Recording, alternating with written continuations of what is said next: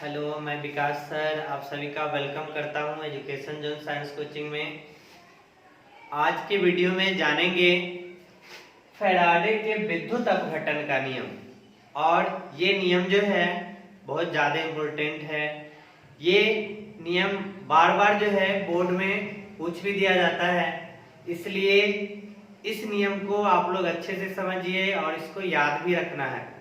तो यहाँ पे फैराडे के विद्युत अपघटन का नियम, तो फैराडे साहब ने क्या किया था कि जैसे यहाँ पे कोई इलेक्ट्रोलाइट वैद्युत अपघटिका जो है द्रवित अवस्था यानी लिक्विड जलीय रूप, कोई वैद्युत अपघट्य आप लोग जान रहे हैं, आप लोग को बताया गया है जो द्रवित अथवा गलित अवस्था में विद्युत धारा का चालन करता है। तो उन्होंने क्या किया कि वैद्युत अपघटिका जलीय रूप यानी एक्वस रूप जो है यहाँ पे लिया, इसके बाद इलेक्ट्रोड यहाँ पे डाला। उन्होंने क्या किया, इलेक्ट्रोड यहाँ पे दिया। तो इलेक्ट्रोड जब यहाँ पे इलेक्ट्रोड जो होता है एक एनोड होता है, दूसरा कैथोड होता है। तो यहाँ पे उन्होंने वैद्युत अपघट्य के जलीय विलयन में दो इलेक्ट्रोड रखा, एनोड और कैथोड। इसके बाद क्या किया कि यहाँ पे जब विद्युत धारा प्रवाहित कराया गया, तो विद्युत धारा प्रवाहित करने के बाद यहाँ पे देखा गया कि यहाँ जो इलेक्ट्रोड है इस इलेक्ट्रोड पर पदार्थ का कुछ मात्रा जमा होने लगता है। तो यहाँ पे पदार्थ का कितना मात्रा जमा होने लगता है, इसी से संबंधित जो है उन्होंने नियम दिया था। यानी यहाँ पे हम लोग देखें कि फैराडे के विद्युत अपघटन का नियम क्या है। तो फैराडे के विद्युत अपघटन का नियम है इलेक्ट्रोड पर मुक्त पदार्थ की मात्रा पता करना। जब यहाँ से विद्युत धारा प्रवाहित किया गया तो इस इलेक्ट्रोड पे कितना पदार्थ का मात्रा जमा हुआ, विद्युत धारा बढ़ाने से पदार्थ का मात्रा अधिक मात्रा में जमा होगा कि कम मात्रा में जमा होगा, इसी से संबंधित इन्होंने नियम दिया था। तो यहाँ पे हम लोग क्या बोल सकते हैं, यहाँ पे हम लोग बोल सकते हैं फैराडे ने, क्या बोल सकते हैं, फैराडे ने पदार्थ की मात्रा तथा उसमें प्रवाहित विद्युत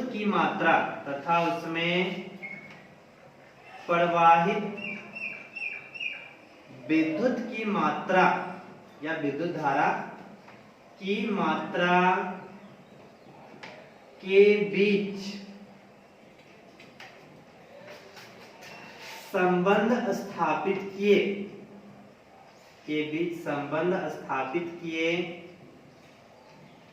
तथा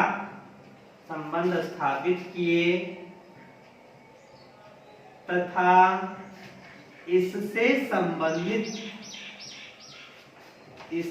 संबंधित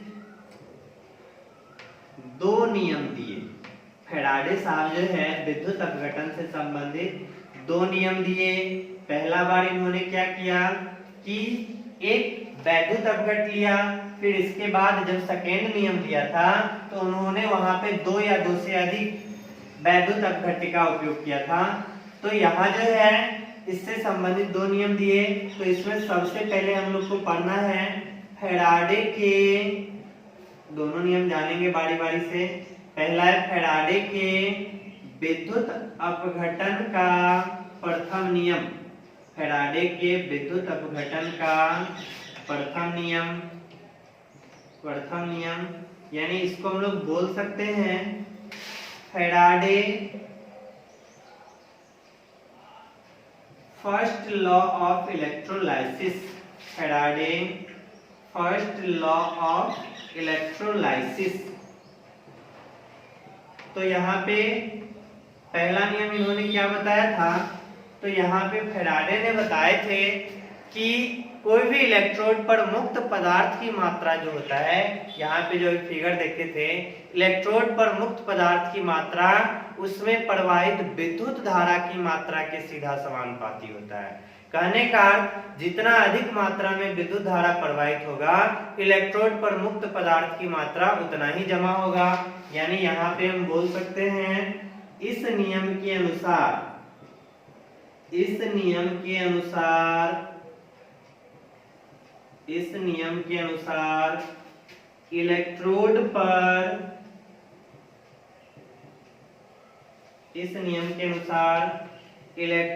पर मुक्त पदार्थ की मात्रा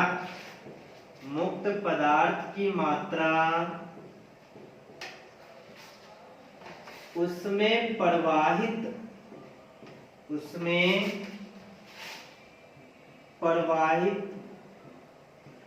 विद्युत की मात्रा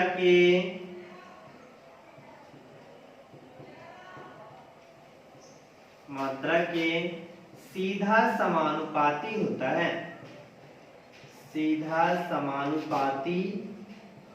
होता है। यानी फैराडे साहब क्या बताए अपने पहले नियम में बताए थे उन्होंने कि इलेक्ट्रोड पर मुक्त पदार्थ की मात्रा उसमें प्रवाहित विद्युत धारा की मात्रा के सीधा समानुपाती। यानी मुक्त पदार्थ की मात्रा हम लोग W ले लेते हैं तो W जो होता है वो विद्युत की मात्रा के सीधा समानुपाती। विद्युत यानी विद्युत धारा मतलब क्या हो गया? विद्युत धारा मतलब हो गया प्रति सेकेंड प्रवाहित आवेश। विद्युत धारा मतलब हम लोग क्या जान रहे हैं? प्रति सेकेंड प्रवाहित आवेश को ही हम लोग विद्युत धारा कहते हैं। तो यहाँ पे ये जो है मुक्त पदार्थ की मात्रा Q के सीधा समानुपाती। Q यहाँ पे क्या हो गया? आवेश हो गया। तो यहाँ पे जैसे ही ये समानुपाती नियतांक हटेगा, यहाँ पे ये समानुपाती का चिन्ह है, ये हटता है तो बराबर का चिन्ह आता है और इसके लिए एक नियतांक आता है, वो Z दे दिए हैं। तो W बराबर ZQ। और यहाँ पे हम लोग चाहेंगे तो ये जो Q है, Q मतलब पढ़े हैं, Q जो होता है वो I इंटू में T। Q बराबर IT फॉर्मूला जान रहे हैं, Q बराबर IT फॉर्मूला या I बराबर Q बट्टा T। मतलब विद्युत धारा जो होता है प्रति सेकेंड प्रवाहित आवेश की मात्रा। तो यहाँ पे क्या गया? मुक्त पदार्थ की मात्रा जो है विद्युत धारा के सीधा समानुपाती हो गया। यानी इलेक्ट्रोड पर जितना अधिक मात्रा में विद्युत धारा प्रवाहित होगा वहां पे मुक्त पदार्थ की मात्रा उतना ही जमा होगा। तो सबसे पहला नियम में इन्होंने यही बताया था। तो W डायरेक्टली प्रोपोर्शनल Q हो गया। ये समानुपाती चिन्ह हटाए हैं तो बराबर का चिन्ह और एक नियतांक दिए हैं, Z दिए हैं। तो यहाँ से W बराबर ZIT, ये Q के जगह हम क्या लिख दें? IT लिख दिए हैं। अब यहाँ पे हम बोल सकते हैं ये जो Z है, जहाँ Z एक समानुपाती नियतांक है। Z क्या है? एक समानुपाती नियतांक है। Z क्या है? समानुपाती नियतांक है, जिसे वैद्युत रासायनिक तुल्यांक, जिसे हम लोग क्या कहेंगे? वैद्युत रासायनिक तुल्यांक। और वैद्युत रासायनिक तुल्यांक को अंग्रेजी में कहेंगे इलेक्ट्रोकेमिकल इक्विवेलेंट, जिसे वैद्युत रासायनिक तुल्यांक कहते हैं। तो यहाँ से पता चल गया W बराबर क्या आ गया? ZIT। और Z क्या है? एक समानुपाती नियतांक है और इसी को क्या कहेंगे? वैद्युत रासायनिक तुल्यांक कहेंगे। यहाँ तक जान गए इसमें। अब यहाँ पे हम थोड़ा सा ऊपर में मिटा देते हैं, जिसको लिखना होगा वो वीडियो को रोक के लिख सकते हैं। तो यहाँ पे जो है फैराडे ने अपने पहले नियम में क्या बताया? इलेक्ट्रोड पर मुक्त पदार्थ की मात्रा जो होता है उसमें प्रवाहित विद्युत की मात्रा के सीधा समानुपाती होता है। अब यहाँ पे देखिए, यहाँ से हमको पता चल गया W बराबर क्या पता चला? ZIT पता चला। और यहाँ पे Z क्या है? वैद्युत रासायनिक तुल्यांक है। Z क्या है? वैद्युत रासायनिक तुल्यांक है। अब यहाँ पे जो है, और Z तो पता चल गया, I क्या है? I जो हो गया वो विद्युत धारा। I क्या है? यहाँ पे विद्युत धारा है। और यहाँ पे T पूछा जाएगा, क्या है? T जो हो जाएगा वो समय है। T क्या है? समय है।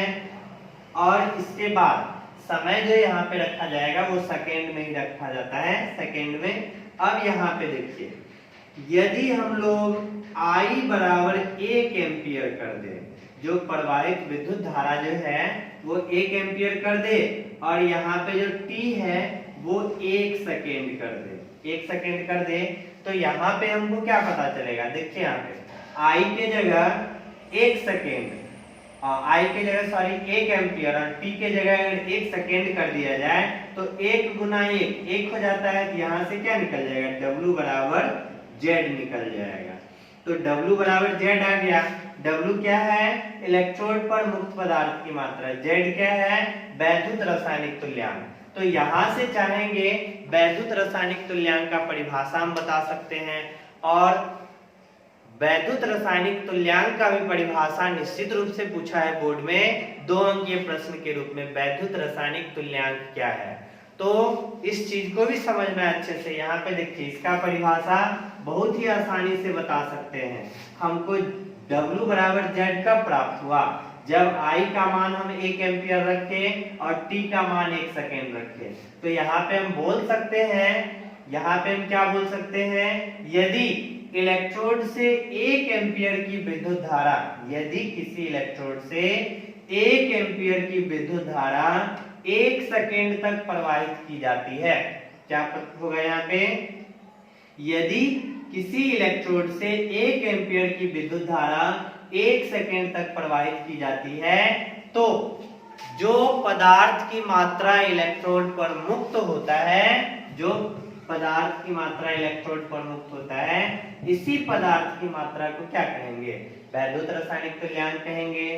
तो यहाँ पे इसका परिभाषा भी लिख सकते हैं, क्या लिखेंगे, अतः किसी इलेक्ट्रोड से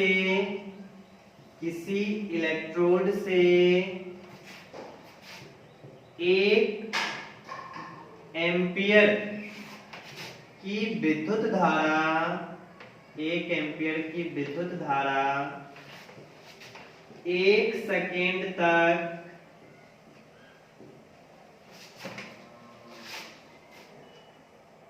प्रवाहित की जाती है, तो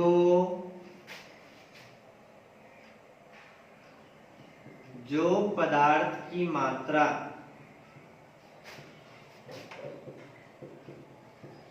इलेक्ट्रोड पर मुक्त होती है, इलेक्ट्रोड पर मुक्त होती है, उसे वैद्युत रासायनिक तुल्यांक कहते हैं, उसे वैद्युत रासायनिक तुल्यांक कहते हैं। यहाँ पे वैद्युत या विद्युत दोनों एक ही बात है, ध्यान रखना है, कंफ्यूज नहीं करना है। विद्युत बोलिए या वैद्युत बोलिए, दोनों एक ही चीज है। विद्युत रासायनिक तुल्यांक या बोल सकते हैं वैद्युत रासायनिक तुल्यांक कहते हैं, इलेक्ट्रोकेमिकल इक्विवेलेंट।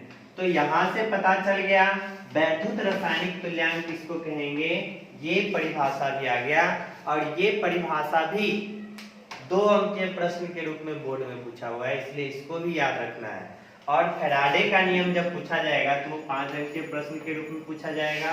तो यहाँ से फैराडे के प्रथम नियम के बारे में जान गए, यहाँ से फैराडे के प्रथम नियम के बारे में जान गए। अब जानेंगे फैराडे के दूसरे नियम के बारे में, तो इसको साफ कर देते हैं। इसके बाद हम लोग जानेंगे फैराडे के दूसरे नियम के बारे में। तो फैराडे के विद्युत अपघटन का दूसरा नियम, हेडिंग बना सकते हैं इसको, क्या बनाएंगे हेडिंग, फैराडे के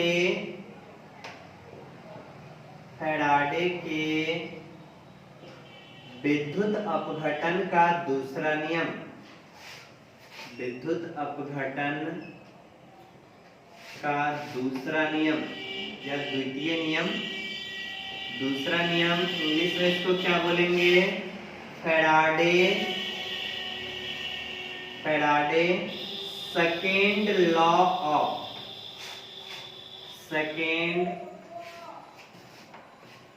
लॉ ऑफ इलेक्ट्रोलाइसिस। फैराडे का जो है दूसरा नियम जानना है। दूसरा नियम में इन्होंने क्या किया था कि दूसरा नियम में 2 या 2 से अधिक वैद्युत अपघटनी से लिया था। तो यहाँ पे फैराडे ने क्या किया दूसरा नियम में, यहाँ पे 2 या 2 से अधिक वैद्युत अपघटनी सेल, यहाँ पे इलेक्ट्रोड है, फिर यहाँ पे इलेक्ट्रोड है, इस अपघटनी सेल के लिए यहाँ पे इलेक्ट्रोड है। अब क्या किया इन्होंने, इसको सीरीज में जोड़ दिया, श्रेणी क्रम में जोड़ दिया, और श्रेणी क्रम में जोड़ने के बाद समान मात्रा में इन्होंने विद्युत धारा प्रवाहित किया। विद्युत धारा का जो प्रवाहित हुआ वो समान मात्रा में हुआ। यहाँ पे क्या किया, श्रेणी क्रम में जोड़कर समान मात्रा में विद्युत धारा इन्होंने प्रवाहित किया, तो देखा कि इलेक्ट्रोड पर मुक्त पदार्थ की मात्रा उसके समतुल्यांक भार पे निर्भर करता है। यहाँ पे दो या दो से अधिक वैद्युत अपघटनी सेल को श्रेणी क्रम में जोड़कर सभी में समान मात्रा में विद्युत धारा प्रवाहित किया, तो इलेक्ट्रोड पर मुक्त पदार्थ की मात्रा उसके समतुल्यांक भार के सीधा समानुपाती हो गया। तो यहाँ पे हम क्या बोल सकते हैं, यहाँ पे बोल सकते हैं इस नियम के अनुसार दो या दो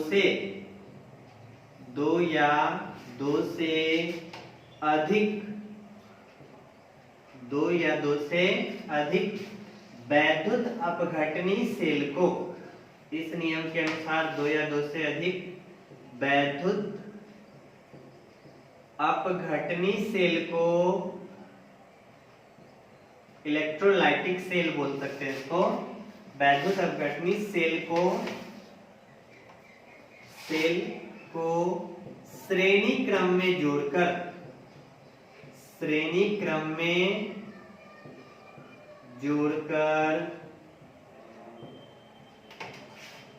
समान मात्रा में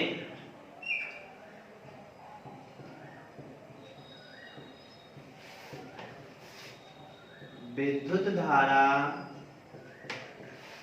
प्रवाहित किया जाता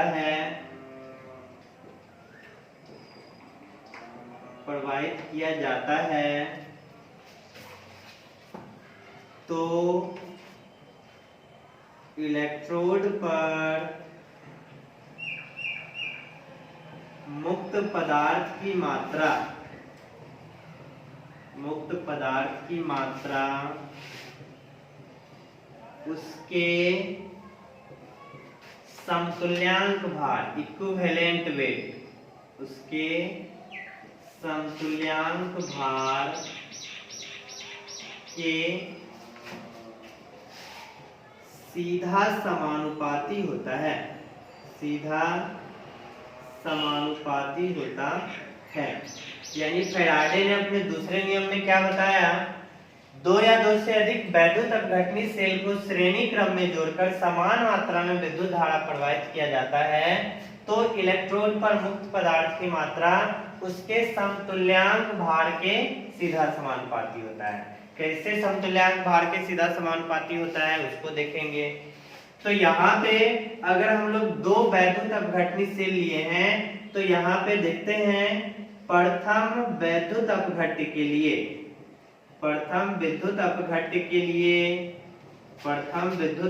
के लिए क्या होगा, फैराडे जो है पहला नियम में इन्होंने क्या फॉर्मूला दिया था, पहला नियम से फॉर्मूला आया था W बराबर ZQ, या Q के जगह क्या रख सकते हैं, IT रख सकते हैं। तो यहाँ पे प्रथम वैद्युत अपघट्य के लिए W1 ले लेंगे, वैद्युत रासायनिक तुल्यांक Z1 ले लेंगे, और यहाँ पे Q रहने देंगे, क्योंकि समान मात्रा में विद्युत धारा प्रवाहित किया जा रहा है। इसके बाद दूसरे विद्युत अपघट्य के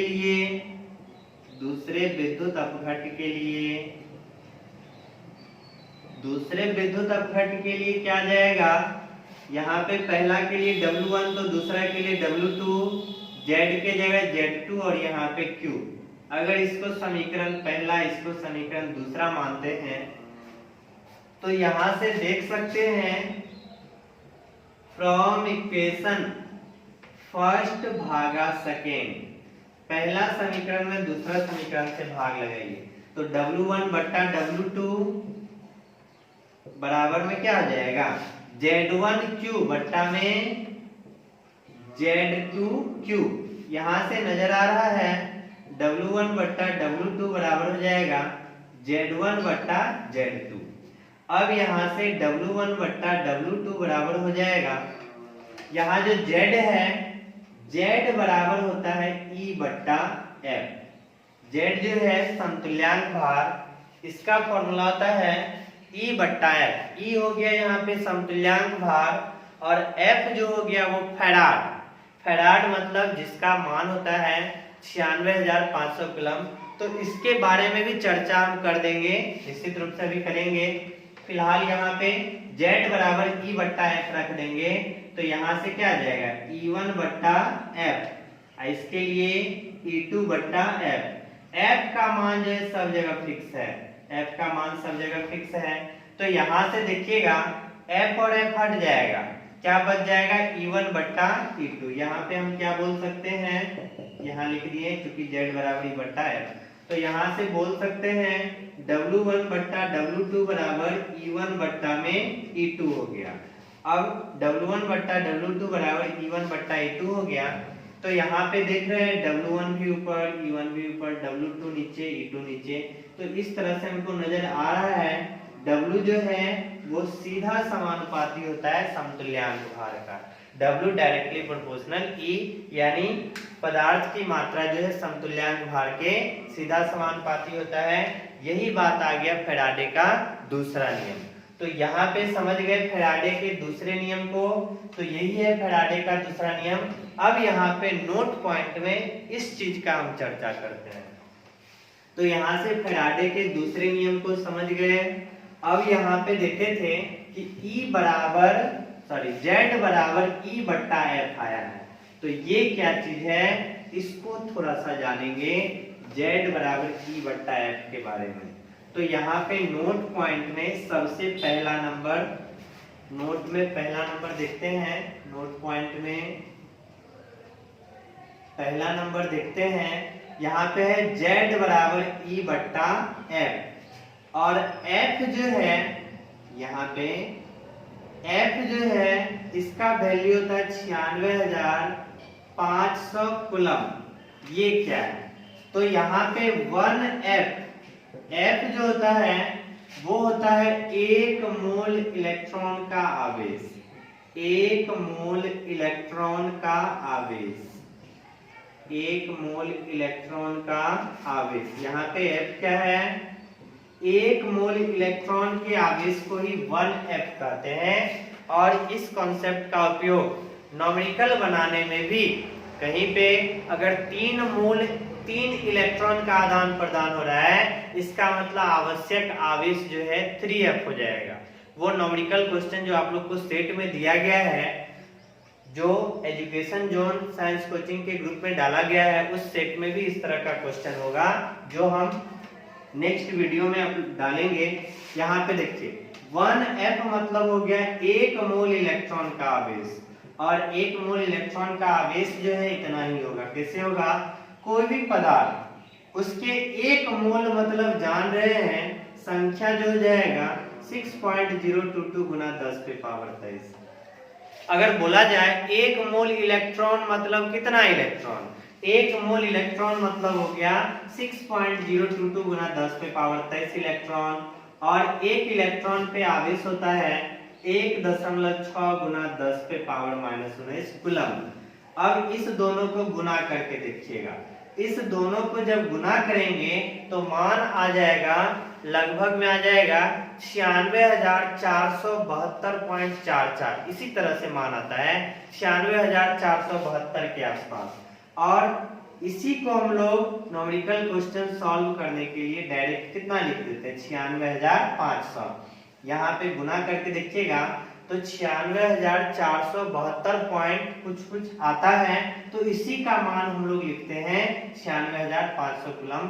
तो ध्यान रखना है 1F मतलब हो गया 1 मोल इलेक्ट्रॉन का आवेश, और 1 मोल इलेक्ट्रॉन का आवेश कितना आ जाएगा 96,500 कूलम।